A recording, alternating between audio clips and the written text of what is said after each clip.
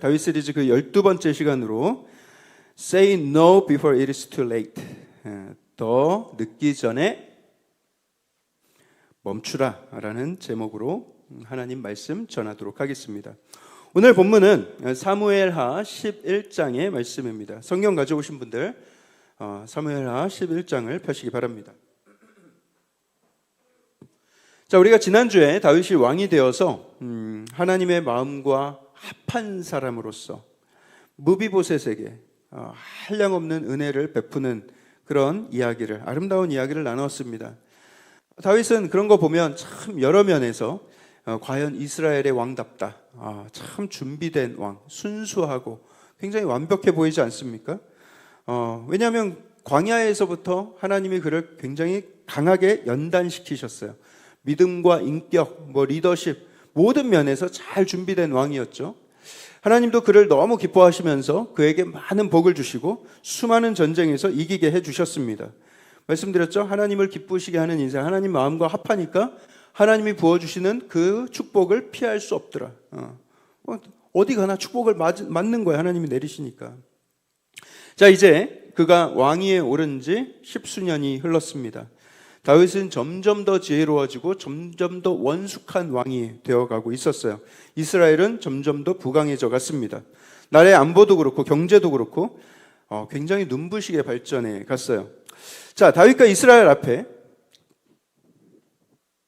비전이 선포되었습니다. 하나님의 비전. 근데 다윗을 통해서 하나님이 그 비전을 이루어 가시는 것이죠. 다윗에게 지혜와 지략을 갖추게 하셨습니다. 이스라엘은 다윗의 통치 이후에 모든 민족 위에 가장 뛰어난 민족이 되어가고 있었던 것이죠. 그런데 문제는 이 모든 것이 이렇게 완벽해 보이던 때에 찾아오는 것이죠. 다윗이 단 한순간의 충동을 이기지 못해서 사탄이 쳐놓은 그물에 덜컥 걸려들고 맙니다. 아니, 어떻게 이렇게까지 지혜로운 삶을 살았던 사람이, 아니 그렇게까지 하나님을 사랑하던 사람이 어떻게 이렇게 한순간에 무너질 수가 있는가? 이런 의구심이 들 정도로 그 죄의 유혹 앞에서 너무나도 쉽게 걸려 넘어지는 것을 우리가 발견할 수가 있어요.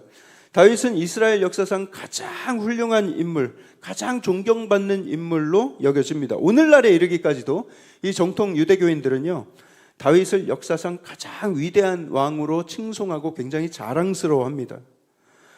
그러면 다윗의 수치스러운 면을 좀 감춰주고 싶을 만도 한데, 하지만 성경은 그 어느 것도 은폐하거나 거짓을 고하지 않아요. 그렇게 존경하고 사랑하는 다윗 왕이라 할지라도 성경은 결코 봐주지 않습니다. 그날의 진실을 낱낱이 다 공개하고 있어요. 자, 굉장히 실망스러운 내용이 될 수도 있고, 여러분들이 지금까지 다윗 너무 이렇게 막 사랑스럽게 봤는데 그 은혜가 다 엎어질 수도 있지만 마음의 준비를 단단히 하시고 오늘 본문 사무엘하 11장 우리 함께 보도록 하겠습니다. 사무엘하 11장 1절 말씀 우리 함께 읽겠습니다. 시작. 그 해가 돌아와 왕들이 출전할 때가 되매 다윗이 요압과 그에게 있는 그의 부하들과 온 이스라엘 군대를 보내니 그들이 암몬 자손을 멸하고 라빠를 에워쌌고 다윗은 예루살렘에 그대로 있더라. 자, 여기 보면요, 그 해가 돌아왔다 이렇게 시작하고 있습니다. 그 해가 돌아왔다. 뭐가 돌아왔다는 것인가? 매년 그 시기가 되면 늘 반복됐던 어떤 이벤트가 있었어요. 그것은 바로 왕들이 군대를 이끌고 서로 전쟁을 벌이는 일들이었습니다. 그 시기가 있었어요. 고대 근동에서는 겨울철 우기가 되면 비가 굉장히 많이 내려서 길이 온통 진흙탕이 된다고 합니다. 계곡이 범람하고 산길이 끊겨버려요. 그래서 그 시즌에는 군대가 이동하는 것이 아예 그냥 불가능했습니다. 그래서 우기에는 국가들이 전쟁을 쉬고 싶어서 쉬는 게 아니라 먼저 움직이면 무조건 불리하게 돼 있는 거예요. 그래서 서로 공격을 멈추던 때였다. 하지만 그 겨울이 지나고 이제 봄이 왔습니다. 건기가 되었어요. 왕들이 이제 본격적으로 전쟁에 나서는 시기입니다. 그런데 방금 읽은 본문에서 우리가 평소 알고 있던 다윗과는 사뭇 다른 모습을 발견할 수가 있는데, 이 다윗이 직접 군대를 이끌지 않고요, 요압을 앞장 세웁니다. 요압에게 군대를 맡기고 그를 보냅니다. 다윗이 직접 나서지 않아도 됐을까요? 그래도 괜찮을까요? 네, 괜찮다는 확신이 있었기 때문에 그렇게 한 것처럼 보여요. 이스라엘 군대는 이미 강해져 있습니다. 요압은 다윗만큼이나 굉장히 능력 있는 노련한 장군이 되어 있었어요. 아니나 다를까 이 요압이 이끄는 이스라엘 군대가 암몬 족속을 다 진멸하고 그의 성읍 랍바를 에워쌌습니다. 이제 성 밖에서 포위하고 기다리기만 하면 이제 성에서 이제 막 배고파가지고 막 기어 나오기 시작할 거예요. 그러면 이제 승리를 얻게 되는 상황인데, 다만 항복을 얻어내기까지는 조금의 시간이 걸릴 것입니다. 그럼 그 시간 동안 다윗은 뭘 하고 있었을까? 11장 1절 마지막에 다윗은 예루살렘에 그대로 있더라. 모두 나가서 싸우는 그 동안에 다윗은 아무 일도 일어나지 않는 예루살렘에서 그대로 남아 있었다라는 것이죠. 사랑하는 성도 여러분, 우리는요, 치열한 전장에서는 우리는 깨어 있을 수 있지만 안락한 궁전에서는 방심하고 졸게 됩니다. 그렇기 때문에 하나님께서 종전을 선언하기 전까지는 우리는 절대로 칼과 방패를 내려놓아서는 안 되는 거예요. 하나님의 전신갑주를 우리 함부로 해제해서는 안 되는 것입니다. 여러분, 치열한 전투의 자리를 절대로 떠나서는 안 된다는 거예요. 세상은 조기 은퇴를 큰 미덕으로 여기고요, 파이어족을 말하고요, 대부분의 사람들이 일찍 은퇴해서 여생 편하는 것을 편하게 지내는 것, 뭐 저 내려가가지고 전원주택 짓고 그냥 한가롭게 사는 것을 굉장한 자랑으로 여기고 있습니다. 물론 뭐 세상의 일은 그렇게 할 수 있다고 쳐도 하나님 나라 백성들은 하나님 나라 가는 그날까지 은퇴란 없는 거예요. 우리는 치열한 영적 전쟁을 죽을 때까지 싸워야 하는 것입니다. 성경 어디에도 너희가 나이 들고 몸이 허약해지면 젊은 사람들에게 교회 직분이며 봉사며 다 물려주고 너희는 집에서 편안히 쉬거라, 이런 명령 성경 어디에도 없습니다.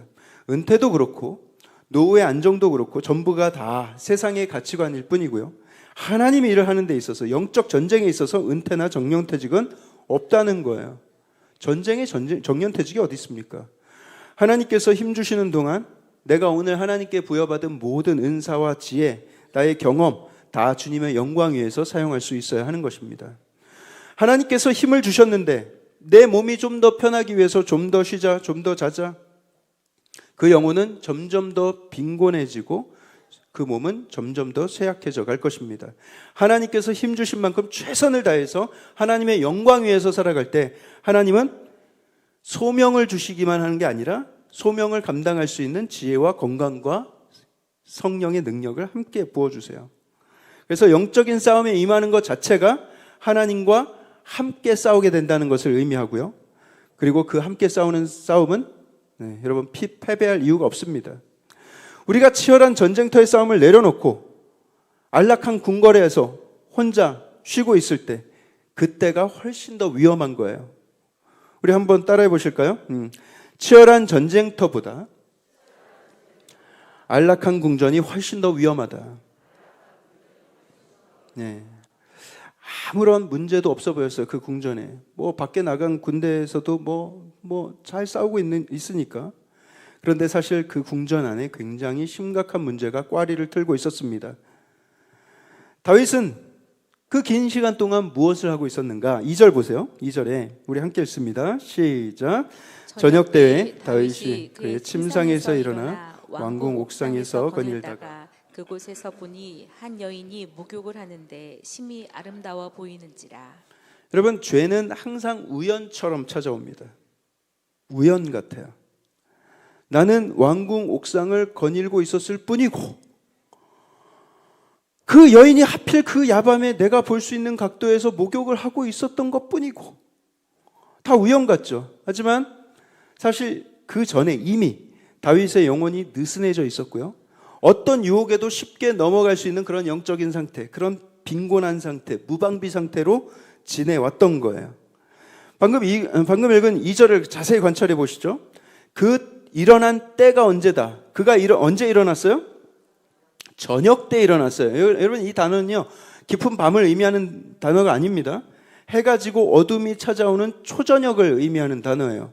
그 말은 뭐예요? 오후 내내 누워 있었다는 거예요. 언제부터 누워 있었는지도 모르겠어요. 하여튼 오후 내내 누워 있다가 초저녁이 되어서야 깼다. 여러분, 이건 정상적인 삶의 패턴이 아닙니다. 전날 밤에도 늦게까지 또는 새벽까지 깨어 있었을 가능성이 굉장히 높아요. 그래서 낮에 잠들었던 거예요. 그의 삶의 리듬이 무너지고 있었고 그의 영적인 게으름과 육적인 나태함이 그냥 그 삶에 만연하고 있었던 거예요. 삶의 리듬이 무너지면 영혼의 리듬도 무너지게 마련입니다. 그러니 그날 밤 다윗이 유혹을 받은 것은 우연이 아니라 필연적인 사건이었던 거예요. 일어날 수밖에 없는 일이었다. 다윗이 사울에게 쫓겨가면서 치열한 삶을 광야에서 살 때 그는 늘 새벽을 깨우면서 열심히 기도하는 삶을 살았어요. 시편 57편 7절에서 8절에 하나님이여 내 마음이 확정되고 내 마음이 확정되었사오니 내가 노래하고 내가 찬송하리이다. 내 영광아 깰지어다. 비파야 수금아 깰지어다. 내가 새벽을 깨우리로다. 여러분 광야에 감사할 게 뭐가 있어요? 그 감사할 것 하나 없던 광야에서는 매일같이 새벽을 깨우면서 하나님을 온 힘을 다해서 찾고 하나님을 찬양하던 다윗이 감사할 것이 넘쳐나는 그 궁궐에서는 에너지가 남아서 그냥 할 일 없이 밤에 궁전을 거닐고 있었다라는 것이죠. 여러분 삶의 질서가 무너질 때 죄는 그 틈을 놓치지 않습니다. 초저녁까지 침상이 있었다는 것은 이미 경계선이 무너져 있었다라는 것이에요. 어두운 밤은요, 그날 하루를 완전히 다 열심히 산 사람, 그날을 소진한 사람한테는 굉장히 달콤한 선물이에요. 밤이 달콤한 선물로 주어지는 겁니다. 깊은 어둠 속에서 깊은 휴식을 누릴 수가 있는 거예요. 하지만 하루를 게으르고 안이하게 보낸 사람에게는 밤이 그다지 달콤하지 않습니다. 한밤중에 불나방처럼 거실에 나와서 TV를 켜고 유튜브를 뒤적이다가 어느덧 기절하듯이 잠에 빠지죠. 유튜브를 보다가 떨어뜨려가지고 머리에 맞아가지고 기절을 한 건지 이게 피곤해서 잠이 든 건지, 여러분 그것은 쉼이 아니라 탈진한 겁니다. 예. 그리고 다음 날이면은 늦잠을 자거나 아니면 뭐 일찍 일어나야 돼서 일어나긴 하지만 하루 종일 무거운 몸을 질질 끌고 다니는 거예요. 바로 그런 모습, 하나님의 질서에 따라서 살아가는 것이 무너졌을 때, 삶의 리듬이 무너졌을 때 가장 치명적인 죄의 유혹이 문 앞에까지 다가와 있는 것입니다. 자, 잘 자고 눈을 뜬 다윗, 하지만 영적 태만 속에서 잠든 상태였다. 그 상황에서 심히 아름다운 여인의 목욕하는 장면을 보게 되었습니다. 치명적이죠. 여러분 그 밧세바의 모습이 막 너무 아름다워서 그게 치명적인 아름다움이라는 그런 뜻이 아니라 다윗의 그 영적인 나태함 자체가 그에게 치명적이었다는 거예요. 다윗은 즉시 시선을 돌렸어야 했습니다. 우연히 목욕하는 여인 볼 수 있습니다. 눈에 띈 것 죄가 아니죠. 하지만 그 시선이 계속 머물러 있었던 것, 시선을 거두지 않은 것은 그의 선택입니다. 그것이 죄를 불러온 것이죠. 이런 순간에 우리는 즉시 시선을 돌릴 수 있어야 되는 거예요. 훈련이 필요합니다. 또 생각도 잘 지켜야 돼요. 이미 우리의 생각부터 엉망인 경우가 많이 있어요. 여러분, 내 아내가 아닌 사람, 내 남편이 아닌 사람과 단둘이 있는 장면을 상상하기 시작했다면 이미 그 사람 마음의 경고등이 켜져 있는 것입니다. 그 이성과는 철저하게 더 거리를 둬야 돼요. 여러분, 다윗은 그 자리를 떴어야 했습니다. 옥상에서 내려왔어야죠. 유혹 앞에서는요, 우리가 막 덤벼 싸우려고 들지 말고 그 자리를 피해서 도망해야 합니다. 누가 그걸 잘했죠? 요셉이 했죠. 보디발의 아내가 유혹하니까 겉옷을 벗어 던져버리고 도망갔어요.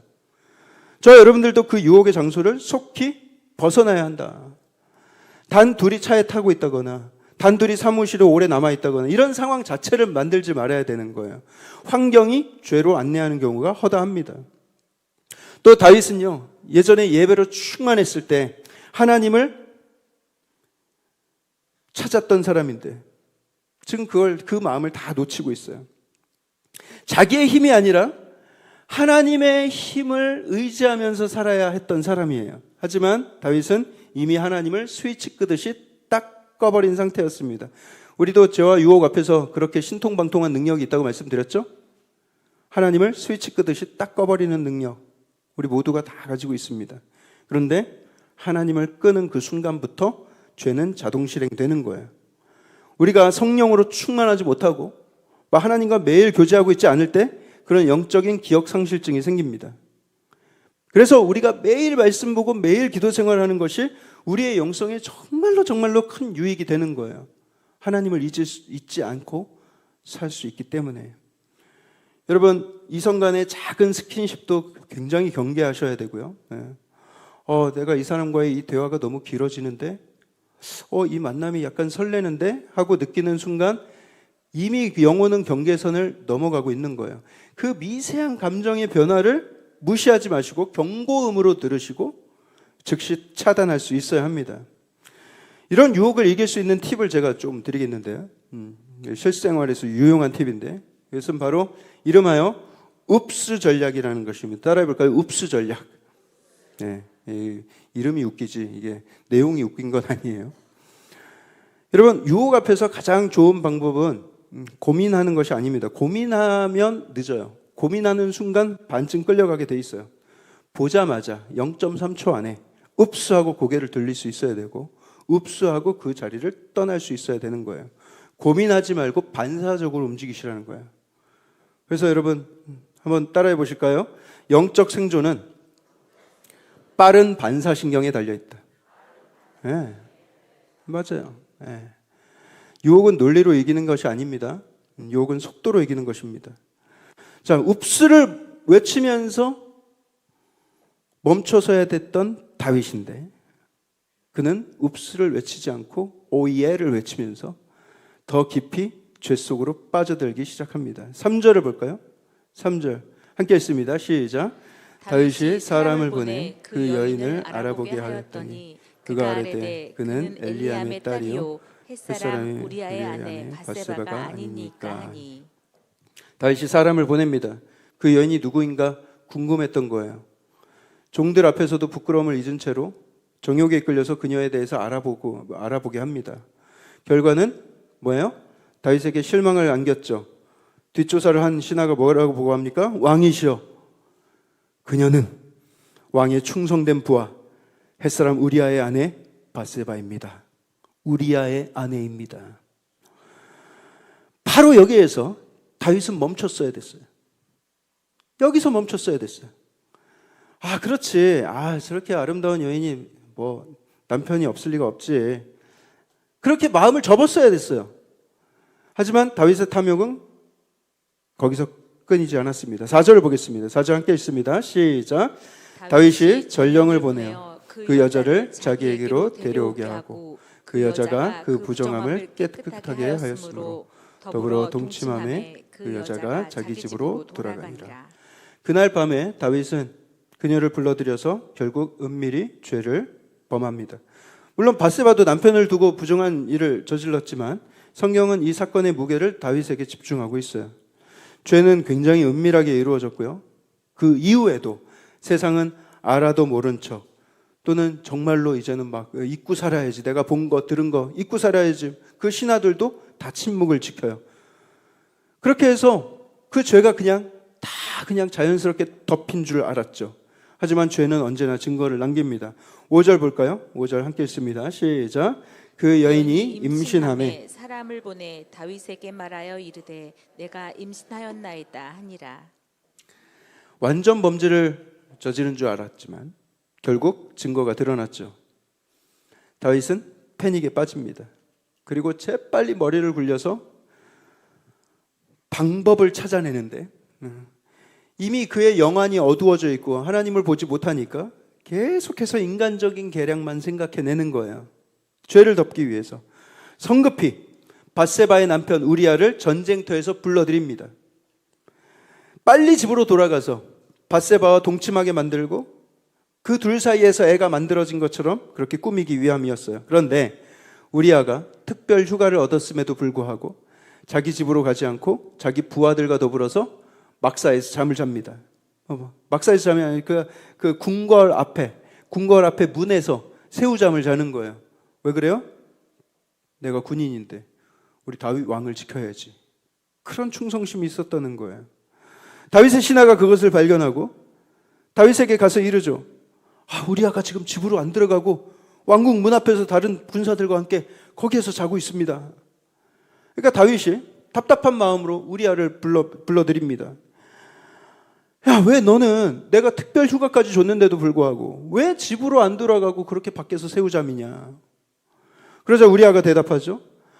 지금 모든 군대가 지금 전시 대기 상황이라서 밖에서 야영하고 있는데 내 상사이신 요압과 우리 군대가 지금 밖에서 진을 치고 있는데 제가 어찌 혼자 집에 들어가서 먹고 마시고 아내와 동침하겠습니까? 제가 절대로 그런 일은 하지 않을 것입니다. 너무 단호하게 말하는 거예요. 아마 다윗이 속으로 생각했을 거예요. 얘는 또 왜 이렇게 또 충성스럽고 난리야.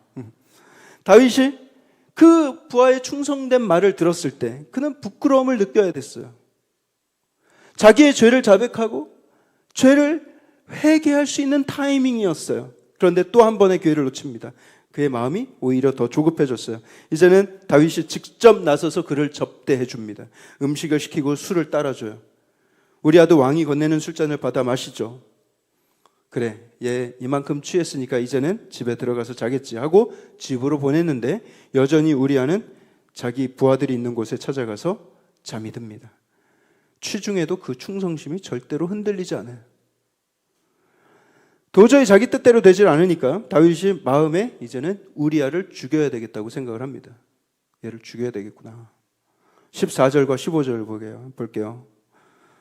아침이 되매 다윗이 편지를 써서 우리아의 손에 들려 요압에게 보냈다. 그 편지에 써서 이르기를 너희가 우리아를 맹렬한 싸움에 앞세워두고 너희는 뒤로 물러가서 그로 맞아 죽게 하라. 여러분, 이것은 살인 교사입니다. 결국 우리아는 적진에 홀로 남겨지게 되고요. 충성스러운 모습으로 왕을 위해서, 이스라엘을 위해서 혼자 싸우다가 장엄한 죽음을 받게 되죠.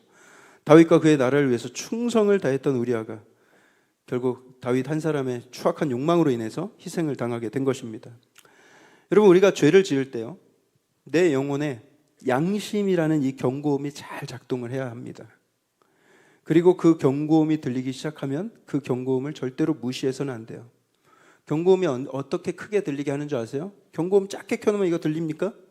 경고음을 크게 켜놔야죠. 경고음을 크게 켜놓는 방법은 말씀과 기도의 삶을 사는 거예요. 여러분, 옛날 차들은요, 운전자가 안전띠를 매지 않아도 한 대여섯 번 삥삥 대다가 말았어요. 띵띵띵 한 5번 하다가 딱 그쳤어요. 그런데 그 뒤에 나오는 차들은요, 법이 바뀌니까 안전띠를 안 매면 경고음 얼마나 울린지 아세요? 버텨보셨어요? 혹시 버텨보신 분 계세요? 요즘 차는 한 2분 정도 울립니다. 2분 계속 울려요. 그런데도 아니야, 매기 싫어. 안 맬 거야. 나 오늘은 안 맬 거야. 무시하죠?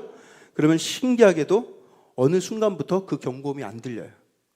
계속 울리는데도 계속 무시해 버릇하면 경고음이 안 들립니다. 여러분, 우리의 양심, 신앙 양심에서 오는 경고음도 딱 그와 같아요. 우리 선한 양심이 주는 경고를 한두 번씩 무시하고 계속 반복되죠? 그러면 나중에 이 양심에서 울리는 경고음이 안 들려요. 그건 굉장히 위험한 상황입니다. 사람이 한 번의 회개의 기회, 돌이킬 기회, 이거 한 번씩 놓치면요, 그 마음과 생각이 점점 더 악해져 가고요, 죄를 덮기 위해서 더 큰 거짓과 더 큰 위선, 더 큰 죄를 계획하게 됩니다. 이게 굉장히 무서운 거예요. 야고보서 1장 15절에 이렇게 기록하죠. 욕심이 잉태한즉 죄를 낳고 죄가 장성한즉 사망을 낳느니라. 그래서 회개의 때를 절대로 놓치시면 안 돼요. 화해하고 돌이킬 때를 놓치면 안 됩니다. 부부싸움도 마찬가지고요. 어떤 인간관계에서도 마찬가지고 어떤 죄의 문제도 다 마찬가지예요. 회개하고 돌이킬 때를 자꾸만 놓쳐서는 안 됩니다. 26절과 27절 우리 함께 읽어보겠습니다. 26절, 27절 시작. 우리아의 아내는 그 남편 우리아가 죽었음을 듣고 그의 남편을 위하여 소리내어 우니라. 그 장례를 마침에 다윗이 사람을 보내 그를 왕궁으로 데려오니 그가 그의 아내가 되어 그에게 아들을 낳으니라. 다윗이 행한 그 일이 여호와 보시기에 악하였더라. 그런 참혹한 현실 가운데서도 다윗은 그 울고 있는 밧세바를 기어이 왕궁으로 데려옵니다. 그리고 자기 아내로 삼죠. 그리고 임신해 있던 그 아이를 낳게 됩니다. 여러분, 여기서 우리가 주목할 것은요, 27장 내내 11장 내내 또 12장에서도 한 번도 언급되지 않았던 이 하나님의 존재가 언급이 됩니다. 27절 하반절에 이렇게 기록하죠. 다윗이 행한 그 일이 여호와 보시기에 악하였더라. 안 보고 계신 줄 알았는데, 내가 완전히 꺼놓은 줄 알았는데 하나님은 그 모든 죄악의 순간순간 다 지켜보고 계셨다는 거예요. 우리는 죄를 짓는 상황 가운데서 하나님의 임재를 까맣게 잊어버립니다. 죄를 다 짓고 나서야 그분의 존재가 잠깐 생각날 때가 있어요. 마음에 죄책과 두려움이 살짝 들기도 하죠. 하지만 죄를 짓는 그 순간만큼은 하나님을 완전히 잊어버릴 때가 많이 있어요. 여러분, 보이지 않는다고 해서 존재하지 않는 것이 아닙니다. 하나님은 그 자녀들이 죄 짓는 모습을 다 지켜보시면서 굉장히 마음 아파하세요. 그런데 왜 하나님은 다윗을 그때그때 막아서지 않으셨을까요? 아니, 모르고 계실 리 없었을 텐데 왜 그걸 다 지켜보시면서도 이렇게 기다리고 계셨는가? 여러분, 하나님은 우리에게 돌이킬 기회를 주시는 거고요. 하나님은 우리에게 모든 선택의 자유를 다 주시는 거예요. 죄를 선택하는 자유까지도 포함해서 우리에게 자유를 주신 하나님이세요. 그러면 자유가 있으니까 뭐든 우리 마음대로 해도 되는 것인가? 요즘 제자 훈련을 하면서 우리 필독서가 있는데 은혜의 각성이라는 책인데, 그 책에 이런 내용이 나옵니다. 그 책을 쓴 스윈돌 목사님이 청소년 시기에 아버지의 도움으로, 그리고 인자하신 할아버지의 도움으로 운전면허를 땄다고 해요. 그래서 그 운전면허 이렇게 운전 연습하는 가운데 사고를 낸 적도 몇 번 있었지만 이분들이 꾸짖지 않고 오히려 막 용기를 북돋아주고 운전면허를 딸 수 있도록 그렇게 도와줬다고 해요. 그래서 어느 날 이제 드디어 면허증을 따가지고 이걸 막 자랑을 하는데, 아버지가 자기한테 키를 던져주면서, 야, 이제 너가 한번 내 차를 한번 몰아봐라. 너 혼자 한번 나갔다 와봐. 2시간 줄게. 말씀하셨다는 거예요. 여러분, 이제 막 운전면허를 딴 아들에게 차 키를 던져주는 아버지의 마음을 이해하십니까? 네, 그 마음을 이해하는 분이면 하나님의 마음도 잘 이해하실 수 있는 분이에요. 어떻게 운전해라, 너 이거 조심해야 돼, 이거 저거 조심해야 돼, 잔소리 전혀 하지 않고 그냥 자기를 믿고 키를 던져줬다는 거예요. 그 혈기왕성한 시기에 이 차를 몰고 싱싱 다녀보고 싶은 마음도 있었을 테고요. 더 먼 곳으로 가보고 싶은 그런 마음도 있었겠지만 이분이 그렇게 하지 않았대요. 법규를 지켜가면서 차분히 운전했대요. 기름도 만땅이고 충분히 멀리 갈 수 있는 자유도 있었지만 그렇게 하지 않았다고 합니다. 2시간보다 훨씬 더 일찍 귀가했대요. 왜냐하면 아버지와 할아버지가 자기를 믿고 신뢰하고 있다는 사실을 잘 알고 있었기 때문에. 충분히 자기 욕망대로 할 수 있는 자유가 다 있었지만 남용하지 않고 나를 믿어주고 또 나를 사랑해주는 그 신뢰 관계를 더 중요하게 여겼다는 거예요. 그리고 그 아버지 차를 몰고 다니는 기회를 더 많이 얻을 수 있었다고 합니다. 그 뒤로 그 신뢰 속에서. 사랑하는 성도 여러분, 바로 이것이요, 하나님께서 우리에게 기대하시는 바예요. 우리는 모든 할 수 있는 자유를 다 얻었어요. 그리고 우리는 그 자유 속에서 정말로 다 할 수 있어요. 정말로 다 선택할 수 있어요. 그러나 중요한 것은 하나님과의 신뢰를 중요시하는가.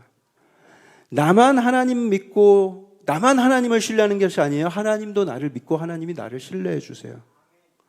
하나님은 내가 선한 양심 가운데 하나님 말씀을 기억하면서 하나님 뜻에 벗어나지 않게 살기를 기대하고 계세요.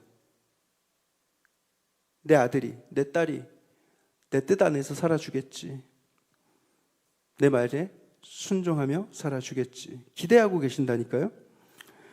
부모님이 안 보니까, 하나님이 안 보니까 내 마음대로 하는 것은 자유를 누리는 삶이 아닙니다. 그것은 자유가 아니라 방종이고 방탕입니다. 하지만 창조주 하나님이 주시는 그 선한 은혜와 그 선한 신뢰관계 속에서 그 뜻을 기억하면서 그분이 기뻐하시는 것을 선택하면서 살아가는 것, 그것이 참된 자유이고 그것만이 우리에게 진정으로 자유와 평강을 가져다 줄 것입니다. 위에서 살펴봤듯이 하나님은요, 막 인내하시고 기다리시면서 다윗이 회개하고 돌이킬 수 있는 기회를 여러 번 제공해 주셨어요. 여러 번. 끝끝내 다윗은 돌아오지 않았어요. 하나님의 신뢰를 계속 저버린 것이죠. 이제 다윗에게 남겨진 것은 둘 중에 하나입니다. 심판 또는 훈계. 죄를 지은 자에게 반드시 심판 또는 훈계가 주어집니다. 오늘날 다윗이요, 국가 원수, 대통령이 돼서 만약에 이런 범죄를 저질렀다 한다면 오늘날 대한민국에서는 어떤 처벌과 심판을 받을까요? 일단 우리가 생각나는 죄목은 간통이지만 2015년도에 간통죄가 폐지돼서 그건 일단 넘어가도록 하고요. 물론 간통죄가 폐지됐지만 사회적인 비난은 절대로 피할 수가 없습니다. 이 다윗의 죄는 위력에 의한 강간이 성립될 수 있어요. 그 경우에는 보통 5년에서 10년 구형을 받게 돼 있습니다. 또 그는 공권력을 사적으로 남용했어요. 공권력을 가지고 타인의 권리를 침해했어요. 그것은 5년 이하의 징역, 10년 이하의 자격정지입니다. 그리고 가장 큰 것은 살인교사인데요. 그것은 살인과 똑같은 처벌을 받습니다. 사형 또는 무기징역, 최소 5년 이상의 징역형입니다. 그리고 다윗은 이 모든 것들을 다 은폐하고 증거인멸, 은폐를 시도했죠. 그것은 가중처벌됩니다. 여러분, 대한민국의 사법부도 다윗의 죄를 사형으로 처벌할 것 같은데 하나님의 거룩, 하나님의 공의로서 이 일을 심판한다면 얼마나 더 무서운 처벌을 받을까요? 하나님이 그런데 다윗을 심판하고 끝내시겠는가? 아니죠. 다윗에게 너의 왕조가 영원하리라 약속하셨어요.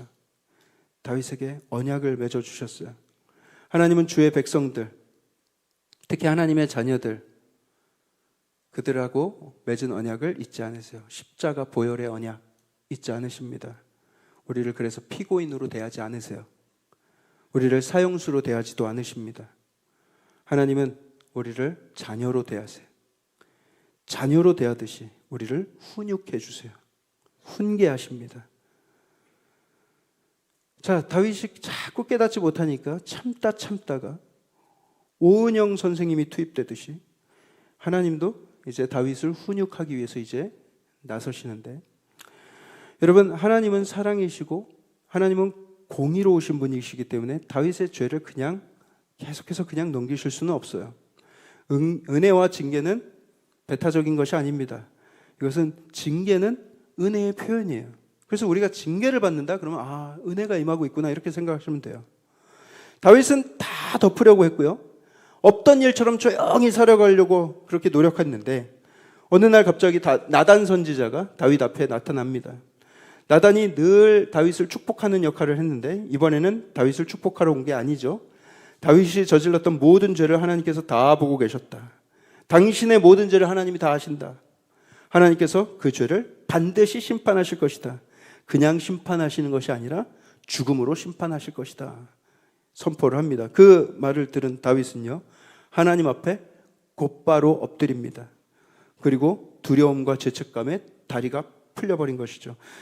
온 마음으로 눈물을 흘리면서 하나님 앞에 회개하는데, 우리 12절, 13절에 다윗이 나단에게 이르되 13절에 나단에게 이르되 내가 여호와께 죄를 범하였노라. 내가 여호와께 죄를 범하였습니다. 자기의 죄를 바로 인정하고 그 앞에 무릎 꿇었어요. 여러분, 다윗이 저지른 죄를 한번 잘 생각하면 아까 우리가 단 하나 짚어봤지만, 여러분, 이건 뭐 천하공노할 죄 아닙니까? 이거 뭐 사람들의 비난을 받아도 정말 죽어도 억울하지 않을 그런 죄를 졌었죠. 그런데도 불구하고 다윗이 다시금 하나님께 은혜를 얻을 수 있었던 것은 이렇게 자기의 죄를 온전히 회개하는 마음, 완전히 인정하고 하나님 앞에 무릎 꿇고 기도했던 이런 회개가 있었기 때문입니다. 시편 51편은요, 다윗이 그 당시에 자기의 죄를 회개하면서 쓴 시예요. 51편에 이런 구절이 있어요. 1절부터 3절을 보시면, 하나님이여 주의 인자를 따라 내게 은혜를 베푸시며 주의 많은 긍휼을 따라 내 죄악을 지워주소서. 나의 죄악을 말갛게 씻으시며 나의 죄를 깨끗이 제하소서.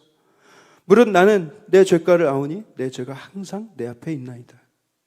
너무나도 겸손한 마음으로 하나님께 회개하고 있는 모습이에요. 나중에 여러분 시간 되실 때 시편 51편 전체를 한번 다 읽어보세요. 다윗이 얼마나 괴로워하면서 진심으로 회개하고 있는지를 우리가 볼 수 있습니다. 아, 회개는 이렇게 하는 거구나 라는 것도 배우실 수가 있어요. 맞습니다, 여러분. 하나님은 우리가 완벽한 인생 살기를 바라시는 것은 아니에요. 우리가 그렇게 살 수 없다는 것도 하나님은 잘 알고 계세요. 하지만 많은 죄악과 허물 가운데서도 여전히 하나님은 우리에게 바라시는 바가 있는데, 그것은 우리가 범죄하였을 때 진심 어린 회개로 하나님 앞에 나아가는 것입니다. 우리는 죄를 고백하기를 괴로워하고 부끄러워하고 싫어합니다. 하지만 하나님은 그 하나님의 복음, 하나님의 은혜를 잘 아는 사람들은요, 이 죄를 자백하는 것이 절망을 의미하지 않는다는 것을 잘 알아요. 이게 부끄러움을 의미하지 않는다는 것을 잘 압니다. 하나님, 내가 죄를 지었습니다. 주께 자백합니다. 이 고백은요, 절망의 고백이 아니라 하나님의 소방으로 가득한 고백이에요. 라틴어 어구 중에 펠릭스 쿨파라는 말이 있습니다. 펠릭스 쿨파. 오 경사스러운 죄여 라는 선언이에요. 여러분, 죄가 경사스럽습니까? 복된 죄여 이런 뜻인데, 복 자체가 경사스럽거나 복되진 않죠. 하지만 이 말은요, 인간의 막 죄악을 막 미화하려는 것이 아니라 그 어떤 죄도 하나님은 능히 용서하실 수 있어요. 하나님의 은혜와 구속이 너무나도 크고 아름다운 것이다 라는 것을 찬양하는 어구예요.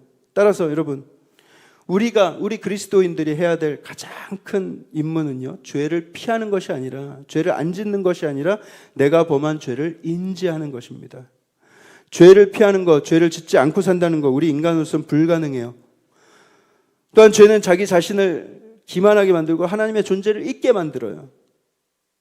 그만큼 죄를 인지하는 것은 그만큼 어렵습니다. 죄에 대한 죄책감과 후회, 그리고 반성의 마음 점점 잃어가기가 쉬워요. 그렇기 때문에 우리는 철저하게 하나님 앞에 나아오는 훈련을 해야 돼요. 말씀으로, 기도로 우리의 마음을 조명하고 그 안에서 더러운 죄악들을 찾아내고 하나님 앞에 엎드려야 합니다.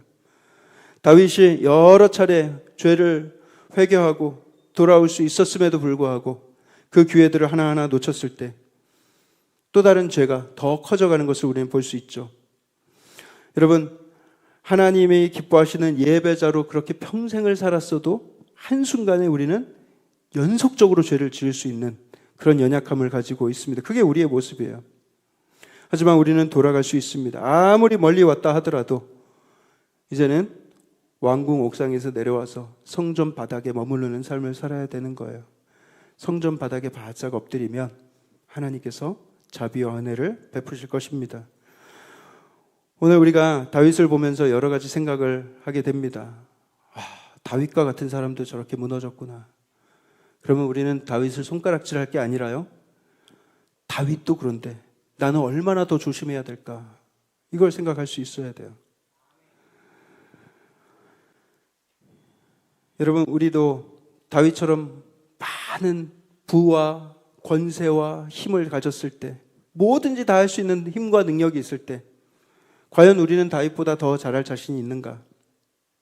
우리는 결국 다 똑같은 죄인들입니다. 다윗이 하나님께 회개하여서 용서를 받고 죽음을 면하게 되었습니다. 그런데 여러분, 한번 잘 생각해 보십시오. 우리는요, 다윗이 받은 용서와 다윗이 받은 그 은혜보다 훨씬 더 큰 은혜를 받았어요. 훨씬 더 큰 자비하심을 경험했어요. 그게 뭘까요, 여러분? 로마서 5장 8절 말씀, 우리 다 같이 한번 읽어보겠습니다. 로마서 5장 8절 시작. 우리가 아직 죄인 되었을 때 그리스도께서 우리를 위하여 죽으심으로 하나님께서 우리에 대한 자기의 사랑을 확증하셨느니라. 죄를 인지하지도 못하고 하나님을 막 스위치 끄듯이 꺼버리는 그런 교만함 가운데 머물러 있었음에도, 여전히 아직도 죄인 되어 있었음에도 불구하고, 죄를 회개할 생각조차도 못했음에도 불구하고, 다윗은 죄를 회개하기나 했지. 근데 우리는 회개할 생각도 못하고 있는데도 불구하고 하나님이 먼저 찾아와 주셨어요. 아직 죄인 되었을 때 예수님이 우리를 먼저 찾아와 주시고 십자가 위에서 그의 생명을 주시면서 우리를 용서하시고 구원해 주셨던 것입니다. 다윗이 얻은 은혜보다 훨씬 더 큰 은혜를 우리는 경험한 사람들이에요. 여러분, 우리는 넘어질 수 있습니다. 이 세상에 유혹이 너무 많고요. 우리는 그 유혹 앞에서 실패할 수 있어요. 하지만 그것이 절대로 끝이 아닙니다. 하나님은 오늘도 우리를 부르고 계세요. 더 늦기 전에 멈춰라. 죄를 향해 달려가던 그 발걸음을 멈추고 은혜의 품으로 돌아갈 것을 말씀하십니다. 얘야, 넘어졌더라도 괜찮다. 다시 돌아오거라. 나를 찾으시는 그 하나님의 음성에 오늘 지금 이 자리에서 예 주님, 주님 제가 범죄했습니다. 주님 이제 나를 용서하시고 주님의 장중에 붙들어 주십시오. 그렇게 응답하시면서 다시금 소망을 얻게 되시길 주님의 이름으로 축복합니다. 그 놀라운 은혜가 우리에게 있으면 얼마나 감사한지. 여러분, 우리가 하나님의 마음을 잘 알고 또 그 마음을 기만하지 않고 또 하나님 앞에서 겸손하고 온유한 삶을 살기를 원합니다.